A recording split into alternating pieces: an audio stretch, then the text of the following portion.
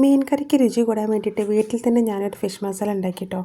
സംഭവം അടിപൊളിയായപ്പോൾ അത് നിങ്ങൾക്കും കൂടി ഒന്ന് ഷെയർ ചെയ്യാമെന്ന് വെച്ചു.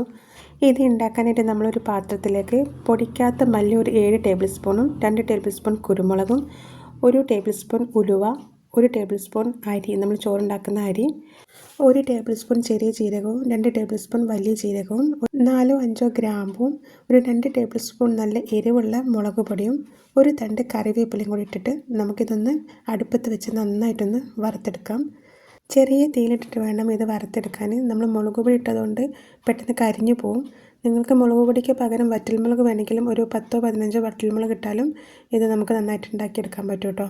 അപ്പോൾ ഇതിൻ്റെ ഒരു പാകം എങ്ങനെ അറിയാമെന്ന് വെച്ചാൽ നമ്മൾ ഈ കറിവേപ്പില എടുത്തിട്ട് ഇങ്ങനെ പൊട്ടിച്ച് നോക്കുമ്പോൾ അത് നന്നായിട്ട് പൊടിയുന്നുണ്ടാവും. ഈ ഒരു സമയം നമുക്ക് ഫ്ലെയിം ഓഫ് ചെയ്തിട്ട് ഇതൊന്ന് തണുക്കാൻ വേണ്ടിയിട്ട് വെക്കാം. ഈ പാത്രത്തിൽ തന്നെ ഇരുന്നാലും ഒന്നും കൂടി അത് മുരിഞ്ഞു പോകും. അതിനുകൊണ്ട് നമുക്ക് വേറൊരു പാത്രത്തിലേക്ക് മാറ്റി തണുത്തതിന് ശേഷം മിക്സിയുടെ ജാറിലേക്ക് ഇടുന്ന സമയം 1 ടേബിൾ സ്പൂൺ കാശ്മീരി മുളക് പൊടിയും 1/2 ടേബിൾ സ്പൂൺ മഞ്ഞൾപ്പൊടിയും കൂടി ഇട്ടിട്ടാണ് അതൊന്ന് പൊടിച്ചെടുക്കേണ്ടത്. പൊടിക്കുന്ന സമയത്തിന് നല്ലൊരു മണം വരുന്നുണ്ട് കേട്ടോ. ഈ മസാലപ്പൊടി വെച്ചിട്ടാണ് ഞാൻ വീട്ടിലെപ്പോഴും മീൻ കറി ഉണ്ടാക്കാറ്. അപ്പോൾ അതുപോലെ തന്നെ നിങ്ങളും ഒന്ന് ട്രൈ ചെയ്ത് നോക്കണേ, എല്ലാവർക്കും ഇഷ്ടപ്പെടും. അപ്പോൾ വീഡിയോ ഇഷ്ടപ്പെട്ടാൽ ലൈക്ക് ചെയ്യണേ.